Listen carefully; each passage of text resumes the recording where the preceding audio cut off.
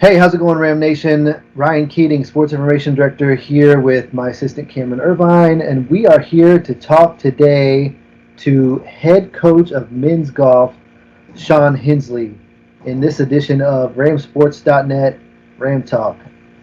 Hensley is entering his third season, or was entering his third season before the season got canceled.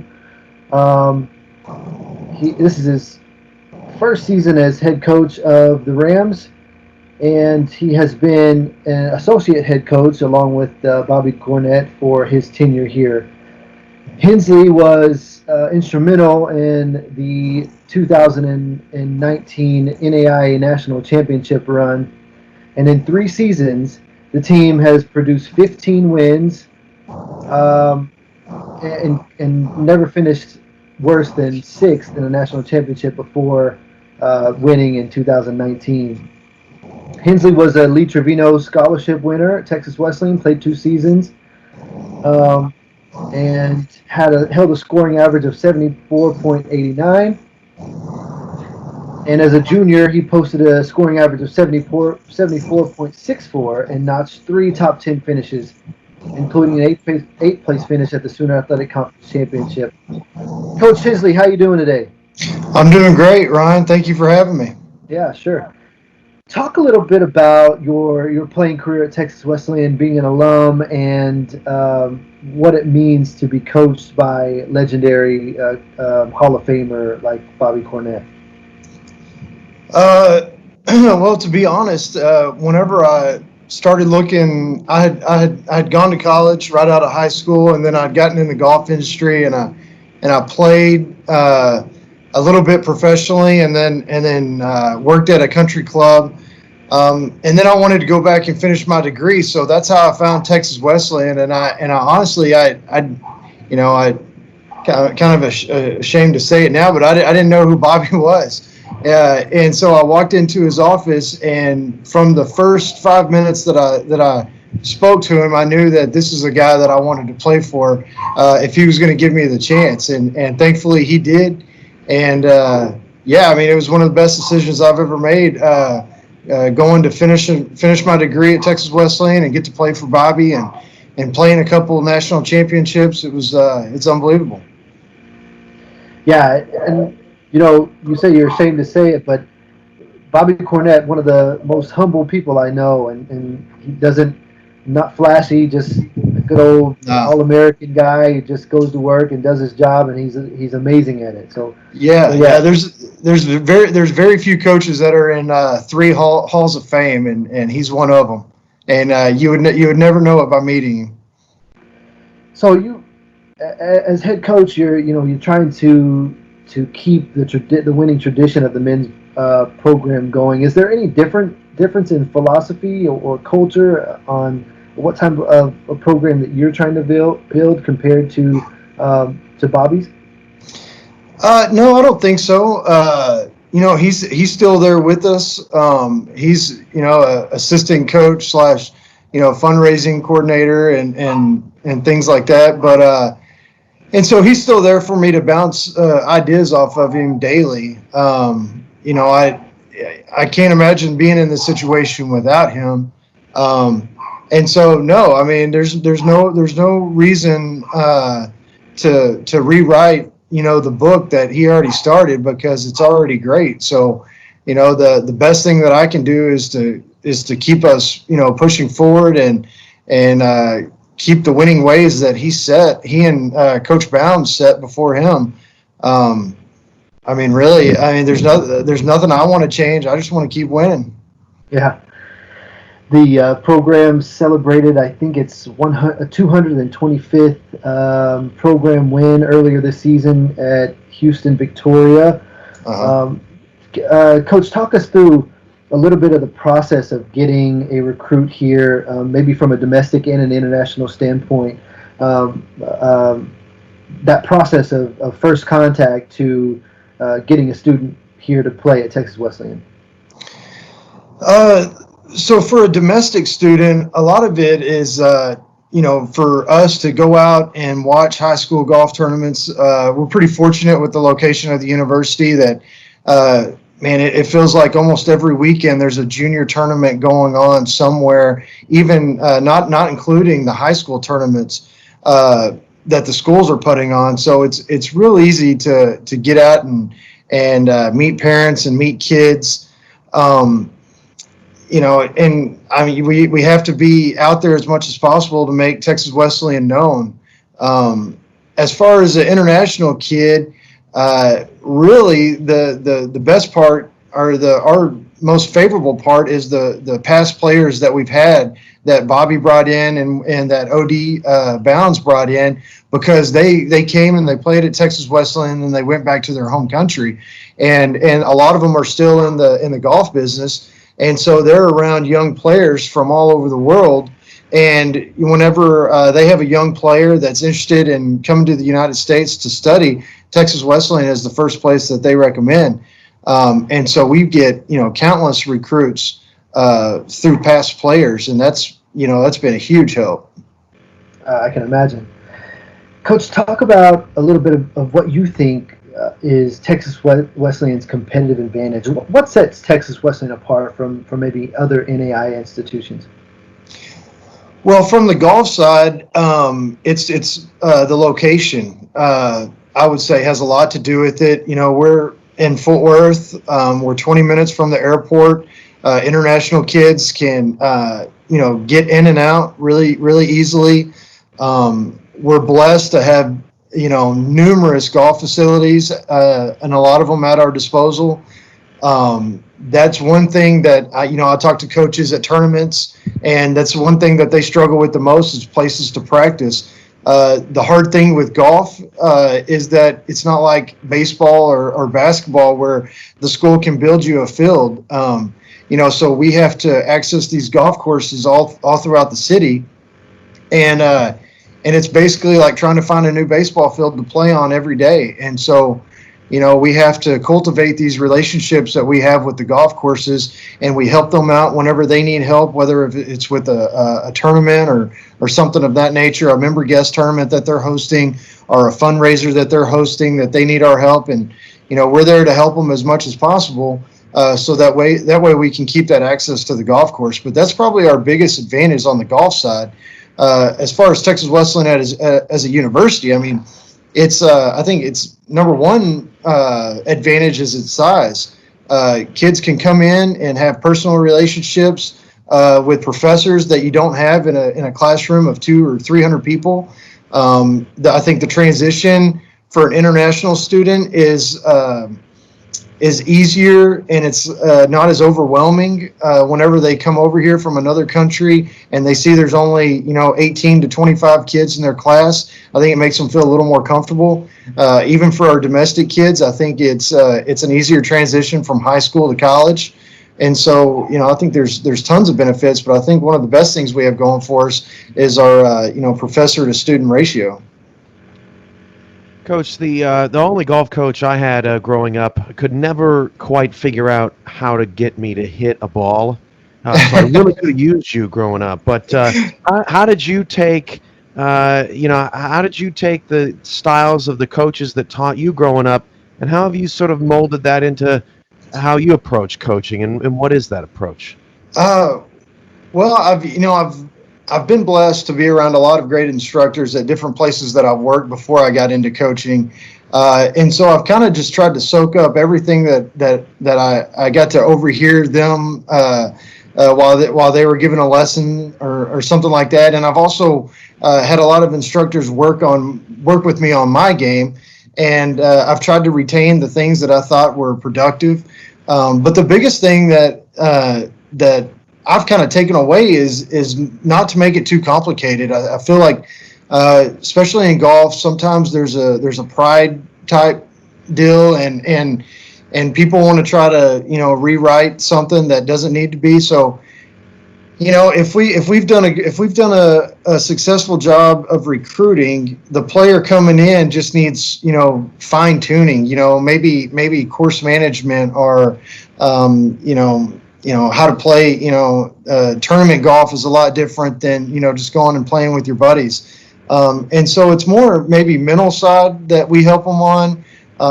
It also comes with age. Once you have a player here for 4 years, he's gone from 18 to 21, 22 years old, and it's a massive transformation in maturity, especially on the golf course. And so I don't think we try to rebuild anybody's swing or anything like that. If we're recruiting you, we think you're a heck of a player, and we want you to stay that way. We just want to fine tune and just get you over that edge. It's going to go from finishing in the top 10 to possibly winning tournaments and things of that nature. Can you describe a moment where you said, "Man, I love my job. This is so much fun." Oh, that's easy. That's winning the national championship last year. It's kind of weird because not to compare it to other sports too much, but golf is different.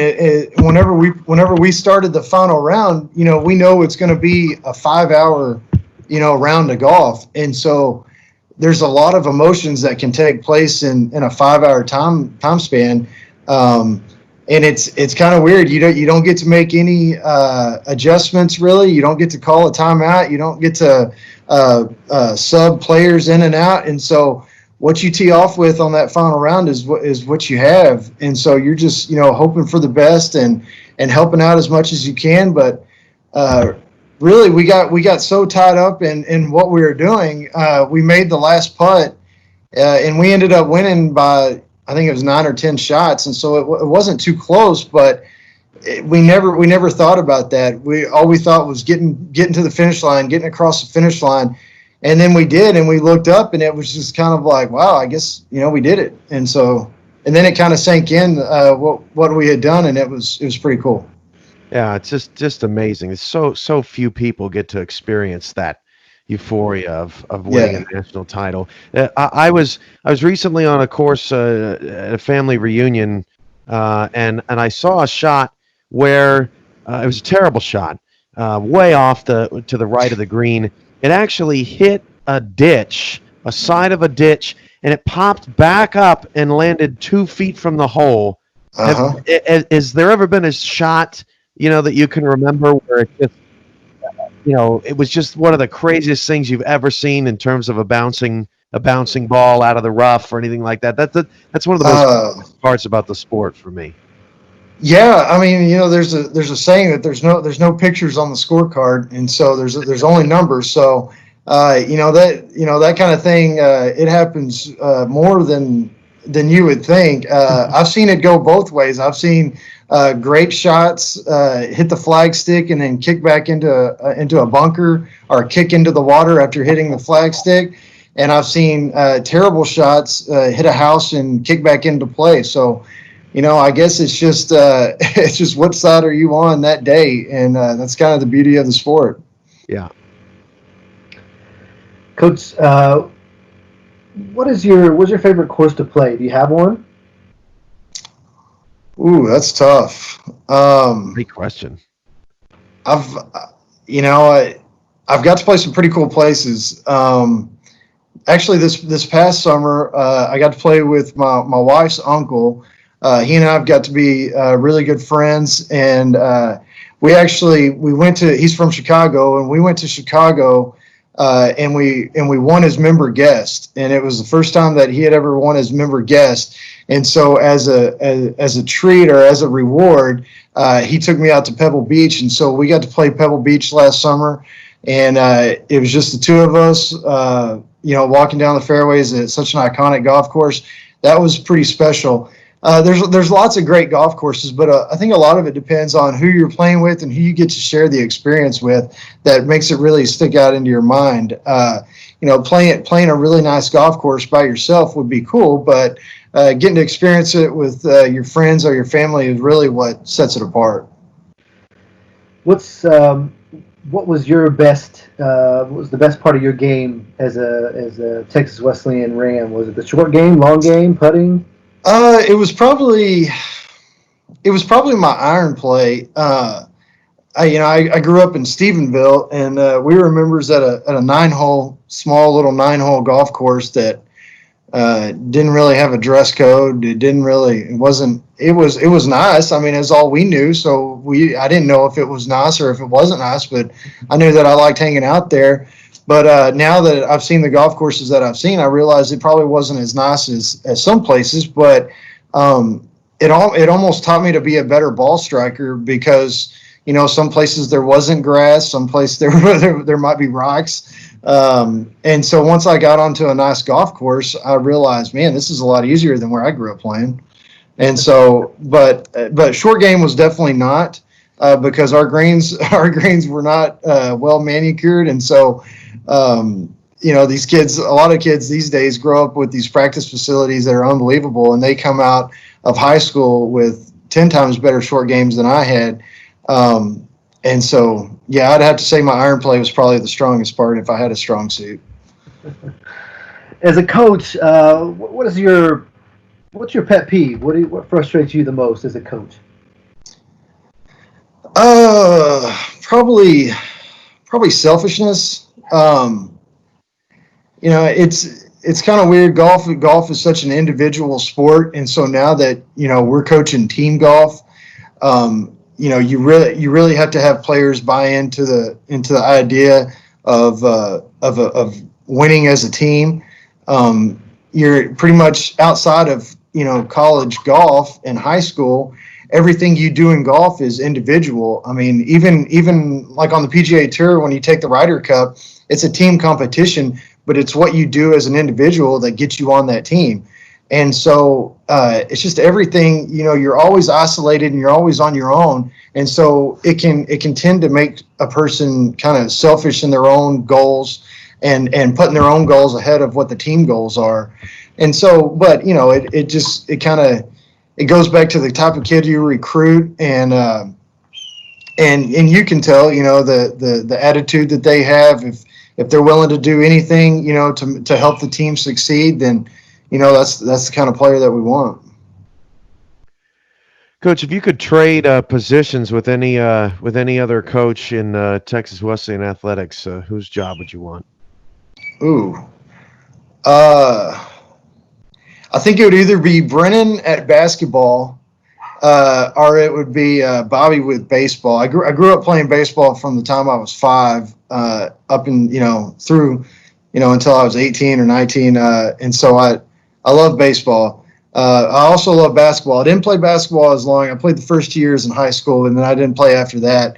But I've always loved basketball. But I do sometimes wish that I could form draw up a play and then and I don't know, maybe yell at the refs or something like that. I don't get to do that in golf. But then I like baseball because I like the chess match that Bobby and Kelly get to go through of batters facing certain pitchers and bringing certain pitchers in for certain batters. I love that whole chess match, and so either one of those would be pretty cool. If you had to pick 3 Texas Wesleyan staff members to be in your quarantine house, who would you choose? Oh, 3 staff members. One would be Kevin Milliken, because he and I get along really well, the women's golf coach, and he just started playing darts, and so we could play darts together. And then I'd have to have Bobby Cornett to make sure he was okay, and then and he's hilarious. And then who else? I don't know, probably Brennan, because Brennan likes to have a good time, and he's always funny and cracking me up. And so, yeah, that'd probably be my 3. Coach, in your view, what truly makes a winner, whether it be in your program or just in life? It's hard. It's hard to give somebody the title of a winner. There's lots of cases, especially in golf, where guys don't necessarily quote unquote win, but they stay out on tour for 20 years and make $20 million. To me, that's winning. But I think it all boils down whether you actually get the title, quote unquote, winner, or you just have the fortitude to stay after something, and make it, successful. I think if what you deem to be success, if you capture that goal, then you're a winner. And it might not be, like the golf team, for example. It was 20 years since our last national championship, but we had some really, really good teams in that 20 years that didn't win the national championship, but a lot of those, they were very successful programs. And so, of course we all want to win, but I think just, putting a goal out there and reaching your goal makes you a winner, and not giving up and sticking with something says a lot. Coach, did you have a favorite subject growing up in school?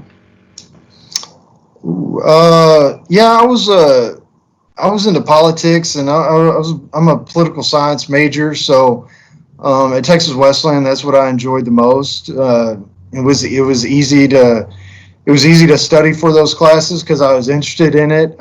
It was fun learning about it. I've always, a lot of the politics today, are things that other countries or other governments have gone through before. If we do, and so you can reflect back, and you can, take pointers from what previous government's mistakes and things of that nature. And that's always interested me. So probably political science.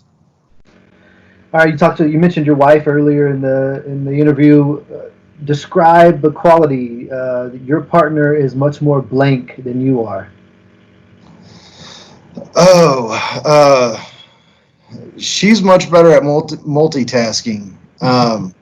I tend to get trained on one thing, and I can't really get away from it until I get it accomplished or completed. Whether it's a job around the house, if I start something and I don't have the right parts or the right things to make it work or to finish the project, I'll get up and I'll go to Home Depot right away. She might put it down and go work on something else, and I can't do that. But she's probably better at getting a lot more things completed than I am. But she's definitely better at multitasking. All right, you got an in-home chef for one day. What are you eating for breakfast, lunch, and dinner? Oh, that's easy. We're gonna have breakfast tacos. I think for lunch, we're gonna have a club sandwich and a pickle, and just kind of go light for lunch, because for dinner we're gonna have chicken fried steak, mashed potatoes, and white gravy. Yes. Oh, that sounds really great. Yeah. Okay. Coach, how can, if someone's watching this video right now, how can they get a hold of you? How can a recruit get a hold of you? The best way is through email. My email's on the website, the athletic website. My phone number's on there as well. I think the office number is on there, but if we're doing our job, we're not in the office too often, and so my cell phone number's on there too, and I might not answer it, but if anybody leaves a voicemail, I try to do the best I can to reach them back to them. But yeah, that's probably the easiest way to get a hold of me. Coach, thanks for spending the time with us today. We really appreciate it. Yeah, absolutely. Thanks for having me. Thanks for doing this. Yeah, head coach of men's golf, Shaun Hensley, with us today for this edition of RamSports.net Ram Talk. All right, Ram Nation, that's it for us today. We'll see you next time.